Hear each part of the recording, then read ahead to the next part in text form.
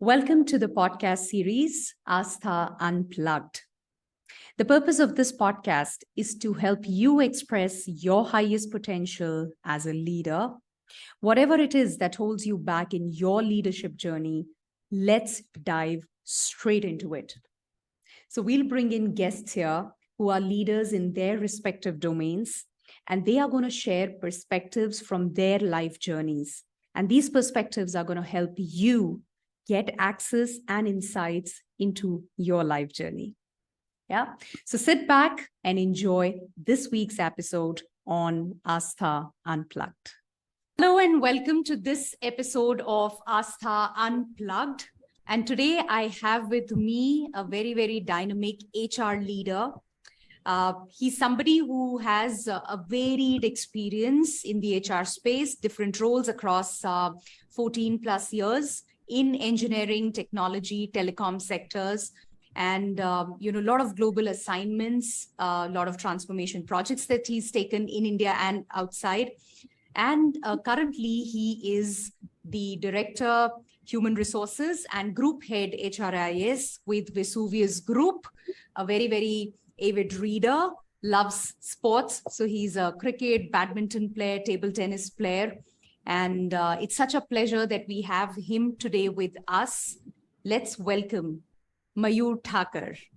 Hi, Mayur. Welcome and such a pleasure to have you here. Hi, very good evening, Aastha. Thank you for having me here. It's a pleasure to be part of this discussion. Aastha Unplugged is all about, the idea is to have a real talk, real-time talk and conversation, which is going to directly benefit people, what's happening on the ground. And you coming from a diverse, rich background, today we want to talk about what does an organization value in you? And let me just set a little bit of a context for this. A lot of leaders, a lot of corporate executives, I hear them saying, I'm not valued, I'm not acknowledged in my organization. I can't tell you the number of executives coming and saying this. And that, brings us to a discussion that what is really needed, to be valued. Why should an organization even value you? Why should they acknowledge you? What are some of those things? And of course, there's a whole skill set which is there. That is one part of it. But other than that, what are those critical things that will help people navigate and be valued also? So that's the broad discussion that we want to have today. And within that, I want to start by asking you, what do you think? What are your thoughts, like right at the beginning? Yeah. Sure. So first of all, I really appreciate when you bring this topic to the table for discussion. I think this is one of the most essential thing, I would say, across the globe in youth we are finding, and definitely.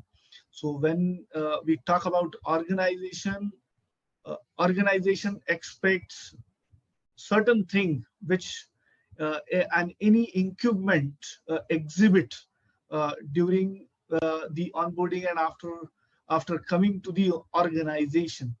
So there are a couple of points which I wanted to discuss and share over here from my experiential learning, because I have seen C-suits and a lot of transformational assignment, strategic engagement while happening, implementing in the organization. And as I was also part of talent acquisition, so talent acquisition was also one of my vertical, which I led, and more than 3,000 employees I have hired across my 13-14 years of journey. So there are a couple of things which definitely organization look for whenever they hire any kind of incumbent. So foremost important, agility. Agility is something is very, very vital, because adapting to the mindset, adapting to the culture is need for an hour. So if somebody is imbibe those skills or attributes when coming to the organization, would be key for that organization to involve him into different project assignment, as well as it can be involved into crucial activities of the organization. Second point, I would say ownership, because ownership plays very important role when we are working with team, with manager, or leading any kind of project. All the successes and failure to be owned. Let me give my example. So I've started my journey from very initial and entry level in HR as a management trainee, and over a period of time, I grown with different role. So in my first 4 year of my career, I have been awarded with a larger responsibility of taking independent site as a key or strategic HR business partner, and to manage all the business HR strategic engagement for 500 workforce. Now imagine a guy who is just having 4 years of experience in the industry and leading this strategic big engineering site. And I think this has came from this ownership. So ownership is something I will always say whenever I get an opportunity to discuss, is very important, because that gives a great confidence and courage to the organization to offer more opportunity.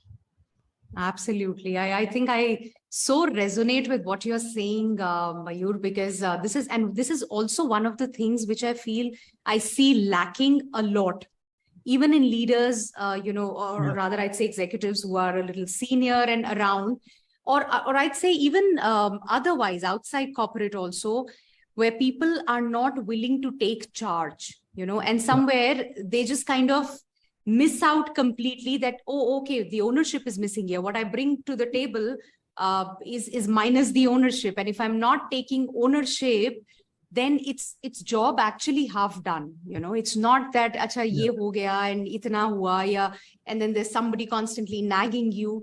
I think that's one big thing which is missing. But tell me, Mayur, that when a lot of times when we are talking about the workplace relationships and we're talking about these chemistries, your boss or your colleagues. Now, while I want to exhibit a certain things, all the traits that you're talking about, but then I'm not operating in isolation. So I have all these other people. And when it's a difficult chemistry, when I have people who are acting a little difficult and I'm not able to navigate through that, then how does one ensure a behavior or working in a way that you live up to those standards? You still manage to kind of do that. Is that also a must, that despite of the kind of people that you have, difficult situations, circumstances, which are not always going to be favorable, you still stand there rock solid?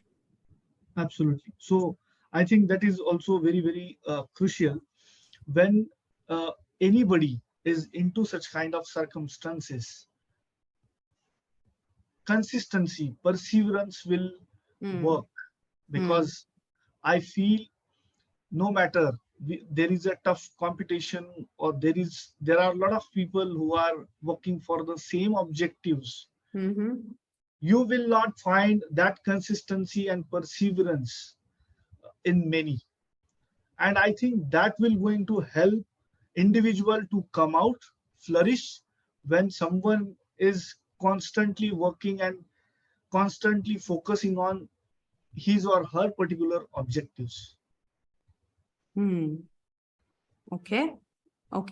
Would you like to share some instance, maybe from your life, or through your journey in the HR space, where you have seen somebody? You just gave your example with 4 years of experience and how you've risen, which is from a place of ownership, and I'm sure all of these traits.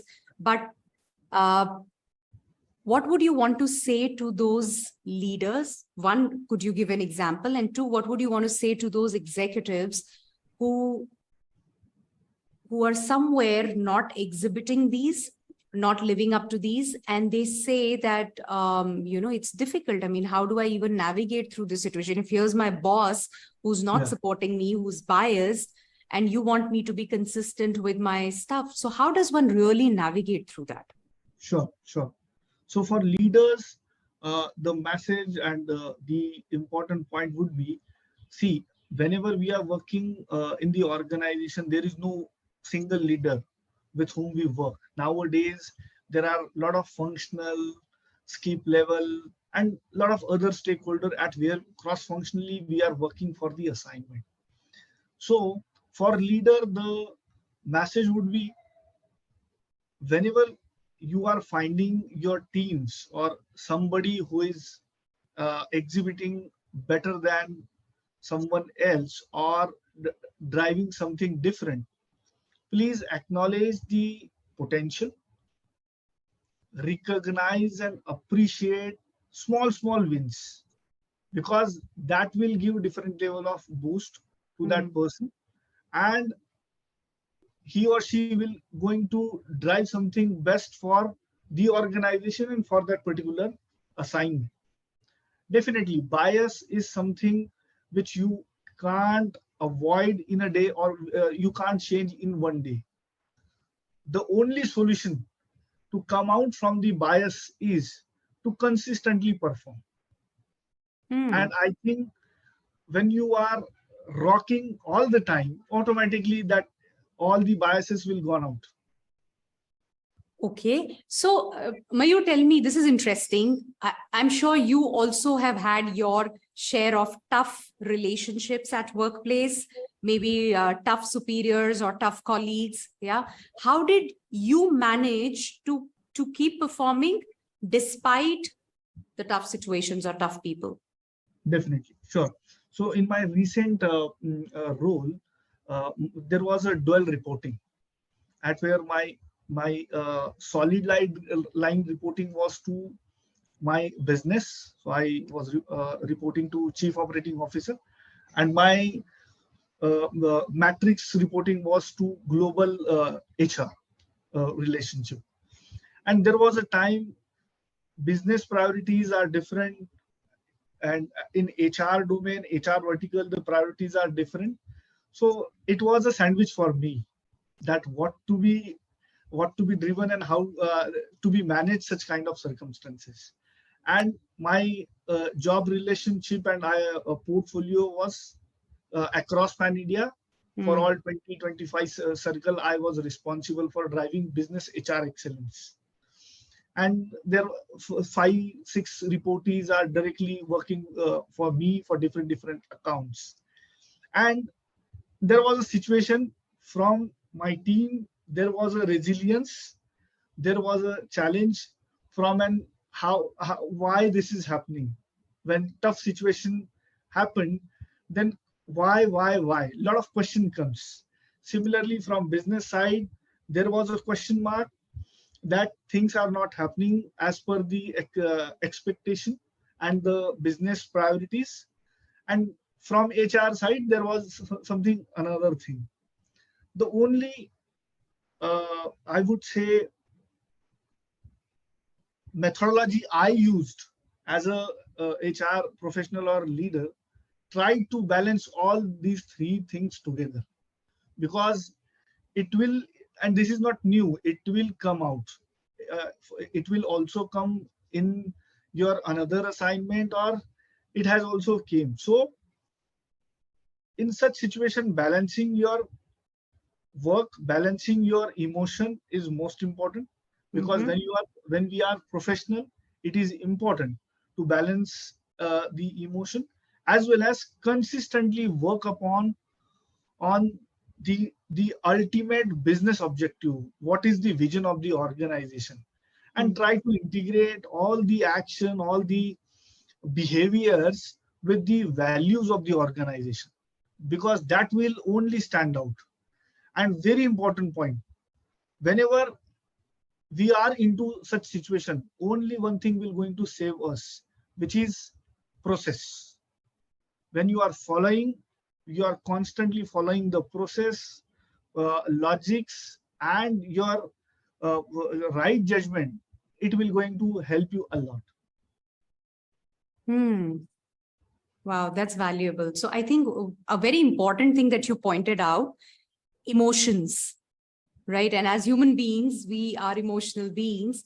And you said that it is very important that we manage our emotions well and keep performing. And we keep aligning and realigning ourselves, our actions and behaviors to the values and vision of the organization, right? Can you give some, actionable ways of doing that? Like, how would you do that? How did you do that? Because I'm sure you also had your emotional disempowering kind of situations. How did you manage? Sure. So in my current organization, one of the value statement is courage. Courage, okay. At where it is so the objective is by you have to roll up your sleeves and ensure and display your courage, your potential by taking responsibilities. So recently, when I so in 2019, I was leading the manufacturing excellence facility as a business HR excellence leader. I have been so proactively. I came forward and taken another responsibility of setting up the greenfield site of 11 billion investment in India, and that was something fabulous happened in my life, because once for all contributing to the greenfield project from scratch is something amazing experience. And I think that action has helped me a lot, learning, boosting confidence, getting different level of engagement, building stakeholder management, working with C-suites was an amazing experience. And I think in our career, all such experiences, all such collaborations, and all such stakeholder management plays very key role in our profile when we live up by organization value, like courage, as an example just I've said. And there are many promises delivered, Just I've said. hunger And there for are learning, promises respect and delivered, empathize, hunger for keeping learning, things simple. respect and That will empathize, give you keeping a things better picture, simple, or that will give you that will give you a better self-explanatory picture, answers or that that will what give is you something that needs to be self-explanatory done answers, that with what is respect to something that needs to individual be goals. Got it. Got it. And would you want to point out, certain rituals that not as an HR professional that you follow every single day, just to enhance your leadership or stay consistent to the values that you have? What are some of those things that are a part of your routine? Sure, definitely.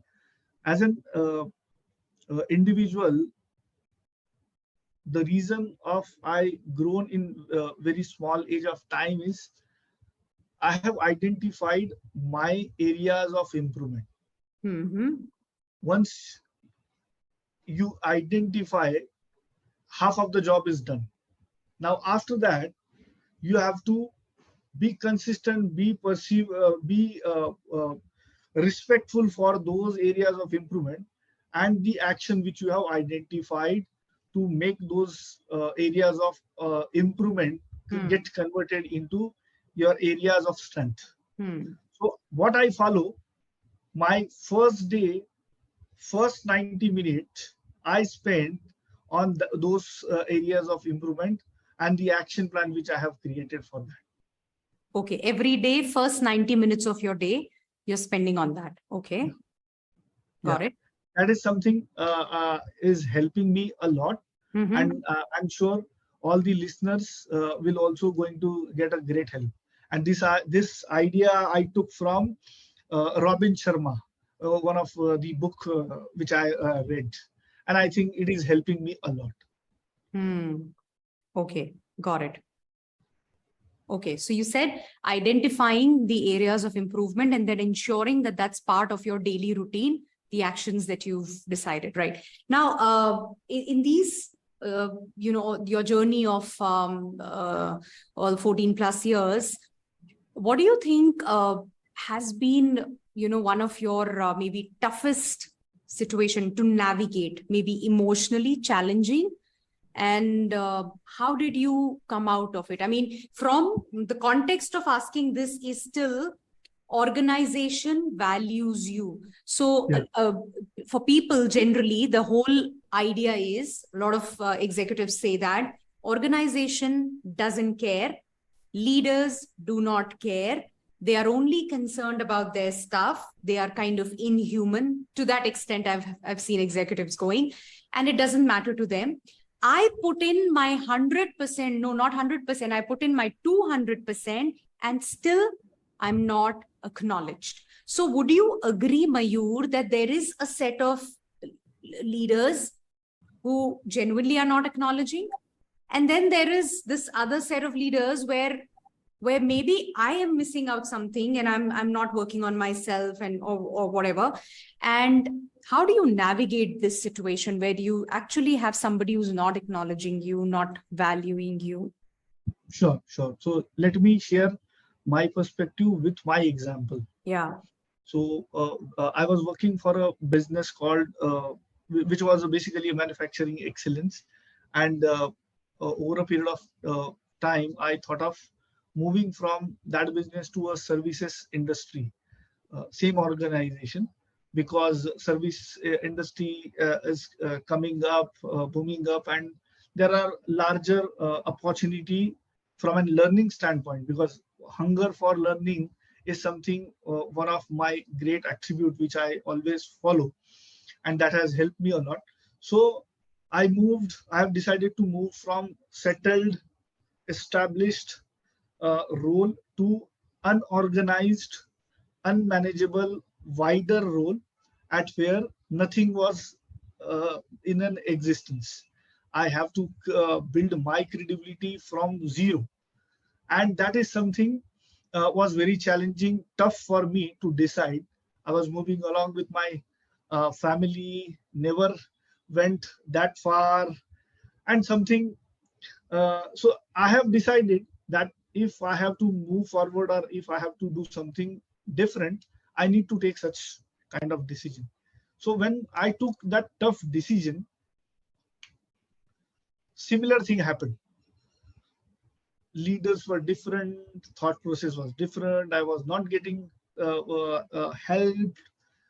Things were not getting settled.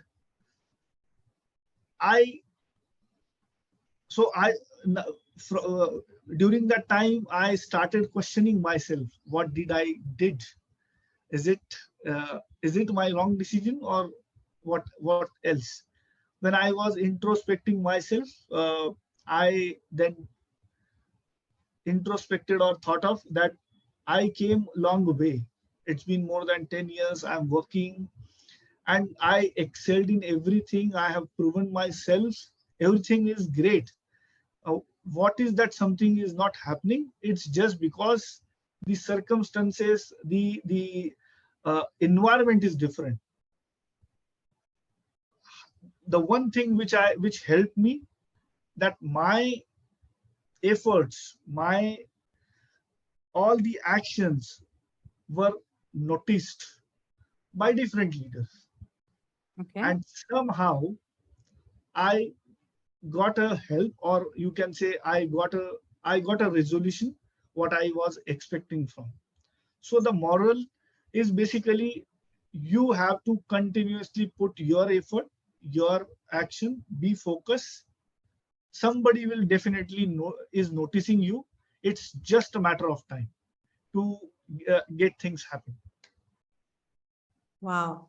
So what you're saying is you will have those difficulties. You may have your bosses who do not pay attention or who do not, honor you or acknowledge you, but your job is to keep going, to keep doing, keep at it. Yeah. And somebody will definitely acknowledge. Somebody is watching you.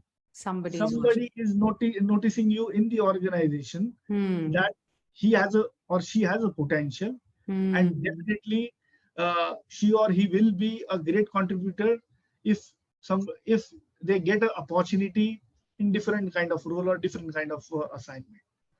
So keep Lovely. moving, keep moving. So when you are moving, don't think that nobody is watching me. Something is happening at the back end. It is just you have to be participative. You have to take steps, because taking steps will going to help you a lot. Hmm. Lovely. I think that was powerful, Mayur. So I'll quickly summarize what all you just shared, and just feel free to add on if I miss out something. So I think what you said, you started by saying that agility and ownership are two very, very important things, which are very fundamental to surviving in the whole corporate world, anywhere for that matter. But those are the two big things that you started with. And then you said you've got to be consistent and you've got to persevere, right? You spoke about emotions, balancing your emotions through whatever ups and downs, which are bound to happen. They will happen. But as a professional, you need to learn to manage your emotions. You can't let your emotions overpower you.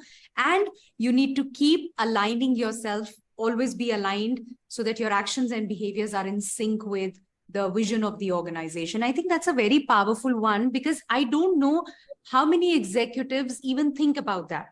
You want that acknowledgement, you want all of the things, but how much are you aligned to that bigger goal? And if you're not aligned, you think there's a disconnect, then maybe get out of that place. Or if you're there, then, look at that larger purpose and align yourself, right? So I think that's a very powerful one. And then you spoke about following the process. So if you have a process, stay with it, stick to it, keep going back to it, and you'll never falter, right? That's what you also said. And what I absolutely loved about the work that you're doing on yourself, Mayur, is you said I identified my areas of improvement. And I think that's a big message which Mayur is giving out to everybody. You want to receive, but be willing to give to yourself. And the biggest gift you could give is you can identify what are your areas of improvement. I haven't seen many leaders really do that. Many executives really do that. Be willing, be open to learning, to understanding, okay, this is where maybe there's a scope, and then incorporating that in your daily routine. I think, and like you said, Robin Sharma beautifully says that it's becoming a hero is not about that one big thing happening. It's about everyday acts of heroism, so which is very powerful. 90 minutes every day, you're doing that. And then you said, again, very powerful, behind the scenes stuff is happening and you don't know how it's going to come, who's watching you. But instead of cribbing, instead of sulking, keep at it, keep doing, persevere. And you have somebody who's watching you. May not be your immediate boss, may not be your colleague, but somebody's going to make a note. It's not going to go waste, right? So I think this is very, very, very powerful. And, all those of you who are watching, make sure you make a note of what resonated with you. Get to incorporate that. But I think the big message out there is what Mayur is giving, that you want to be valued, you want to be acknowledged, be willing to pay the price, right? Be willing to put in that hard labor there, right? And would you agree, Mayur, that I don't think I've ever seen an organization let somebody go who's creating massive value? Never. It never happens. Never happens, right? The organization would want people who are value creators, right? I think it's time to be honest to ourselves. If you really think there's a disconnect, you're really putting your heart and soul, you're doing whatever it takes, maybe it's time for you to move out. But largely, I think it's about doing a reality check and, seeing the mirror for yourself. Absolutely. And that's what it is. Superb. Lovely. Thank you so much, Mayur. This was powerful. In this short span, I think a very powerful message delivered. And I would urge all of you, you'll have, Mayur's LinkedIn profile in the comment section. feel free to, reach out, to follow, to connect for more content. And also, as you watch this, if there are any questions that come up, if there are any thoughts that you have, please put them in the comments. If there's any question you further want to ask Mayur, you can put that as well in the comments here, and you'll have the answer from Mayur. Yeah. Lovely. Thank you so much, Mayur. Such a pleasure. Thank you, Aastha, for inviting me. Thank you so much. A great evening. Lovely. Thank you.